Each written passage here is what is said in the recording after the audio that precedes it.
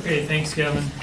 We'll continue our presentation by talking about the expected results for the authorized purposes this year, and we'll also talk about our forecasted reservoir regulation. So this first slide here shows the system storage in million acre feet. The black line here is the actual system storage going back to the beginning of 2018. The blue line here is what we call the basic forecast, and that's based on that 38.2 million acre feet of runoff that Kevin discussed earlier. And then we also run a wetter condition and a drier condition, and those are called the upper and lower basic forecast, and that's the two red lines here. You'll also see on this slide the three green triangles. In a typical year, we would use these system storage checks. This March 15th storage check would set the navigation service level for the first part of the navigation season. The July 1st storage check would set the service level for the second part of the navigation season and also the season length. And then the September 1st storage check would set the Gavin's Point winter release level.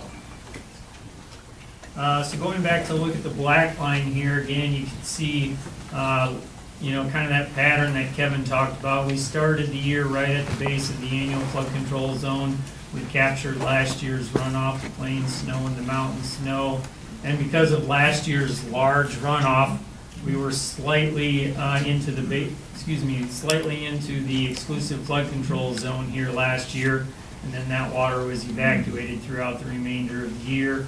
We reached the base of the annual flood control about mid-January this year, and then we essentially stayed there until we got that rapid melt of the plain snowpack, and you can see system storage is climbing right now.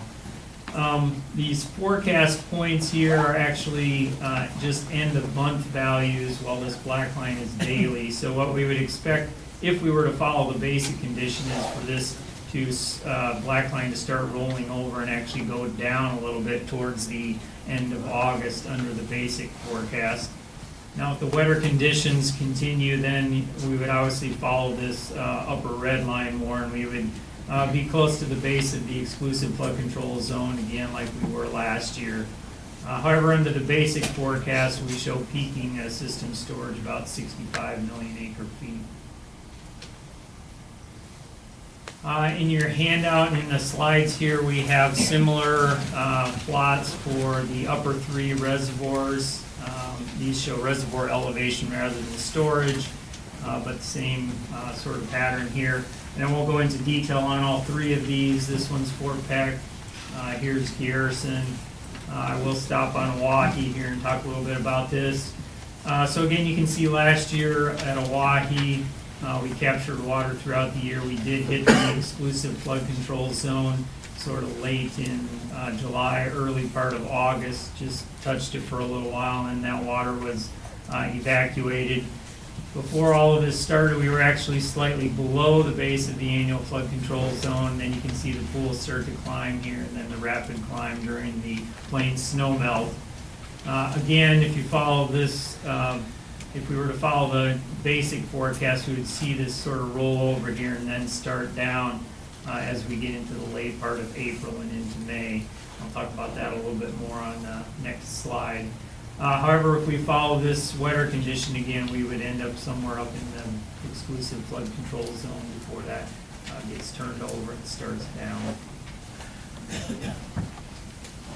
So to talk about the individual project purposes, this one is flood control. Again, you saw on the earlier slide, all of 2018's above normal runoff was evacuated prior to the start of this year's runoff, which in this case turned out to be mid-January. We got that down.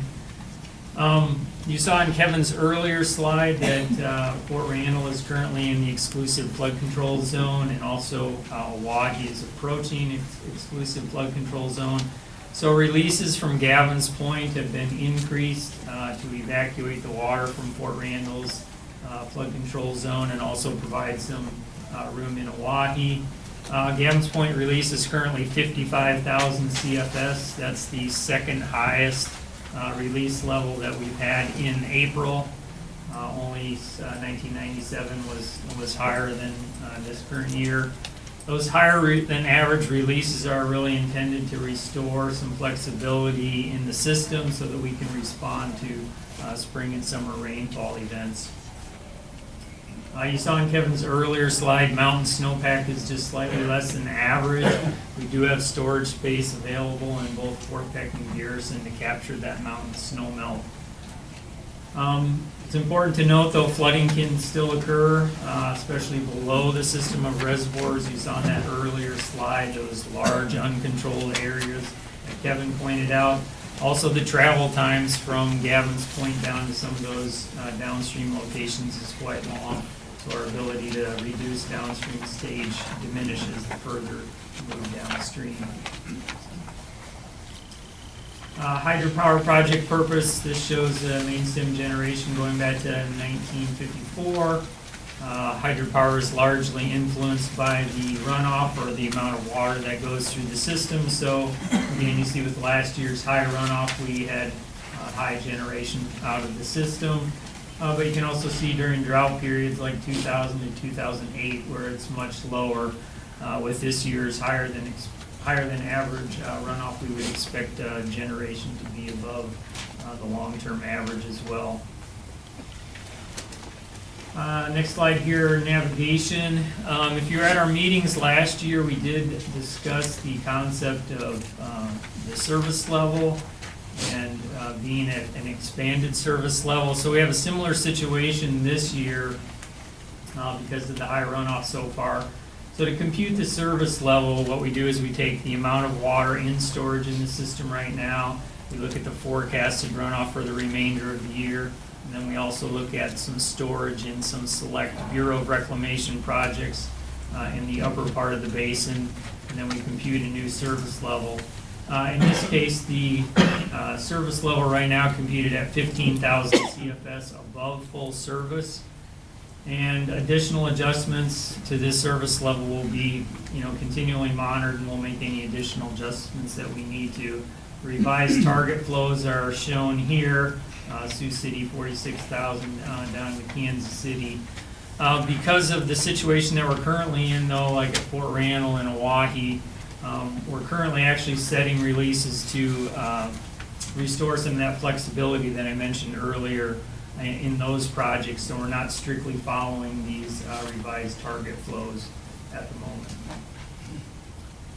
Flow support from July 1st to December 1st. Again, with the higher runoff here, we would expect expanded service level throughout the remainder of the year, and then a 10-day extension to flow support is likely at this point. Water supply, water quality, irrigation, recreation. These project purposes generally require access to water. So again, with above average elevations and releases, we wouldn't expect any issues with access to these project purposes. One exception that we kind of talked about up in Bismarck last night was we do have some fairly low flows coming out of Garrison right now. They're kind of on the edge of affecting the water supply downstream, but we did reduce Garrison's flows to try to minimize the inflows into Oahe currently. Looking out into next winter, water supply, Gavin's Point winter releases of 20,000 CFS under the basic condition, 22 for the upper basic, and again, those slightly higher winter releases allow us to evacuate some extra water during the winter time. We are limited to how much of that we can do. These are higher. These are higher than our normal winter releases would be. If it were to dry up quite a bit, which we aren't seeing right at this point, winter releases would be 15,500 CFS for the lower basic runoff. Talk a little bit about fish and wildlife. If you look at the annual operating plan, our goal was to have steady to rising reservoir levels at the upper three projects during the foraged fish spawn. Because of the releases that we're getting that we have at Fort Peck and Garrison right now and the runoff that we're seeing, it's likely that those two projects will rise during this period. However, as we've talked about, because of the higher releases that we're coming out of the system, and the need to sort of draw Fort Randall and Oahe down a little bit, it's not likely that Oahe will rise during this entire period. And again, we're doing that to restore some flexibility in the system for the spring and summer events that may occur. We'll minimize periods of zero release at Fort Randall to the extent reasonably possible. This is an issue that we've had below Fort Randall. However, when we got into a situation like Kevin mentioned earlier with the Gavin's Point event, we did reduce Fort Randall's releases to zero for an extended period of time, several days during that event, because flood control took priority at that point. And then last, we'll talk about the threatened and endangered species regulation.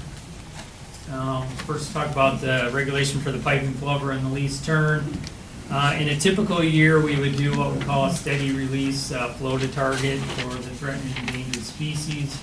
At the beginning of the nesting season, which is roughly mid-May, we would set some steady release that we feel would meet the downstream targets for a good portion of the nesting period. And then if releases needed to be increased later in the year, then we would flow to target or come up on releases to meet the target. Again, this year with the expanded service level that I talked about on the navigation slide, that's really what's going to drive releases, getting water out of those exclusive flood control zones and the expanded service level. That will really drive our releases rather than setting releases like we typically would do during the year. We also typically would do intraday peaking patterns at Garrison and Fort Randall. Kevin kind of talked about how Fort Randall's a hydropower peaking plant.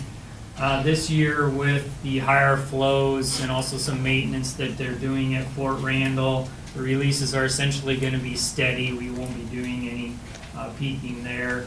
They're running the available units flat, and then they're releasing some supplemental water through their outlet tunnel. So there won't be really any peaking there. Garrison summer releases should be such that we will be able to have some peaking pattern. And the reason we do the peaking pattern for the terns and plovers is it kind of gives us a consistent stage on the sandbars downstream of that project, so we don't flood any nests during the nesting season. And then we'll continue to do measures to minimize take. And then last, we'll talk about the threatened and endangered species, the pallid sturgeon. We've talked about the bimodal spring pulse at several of these meetings.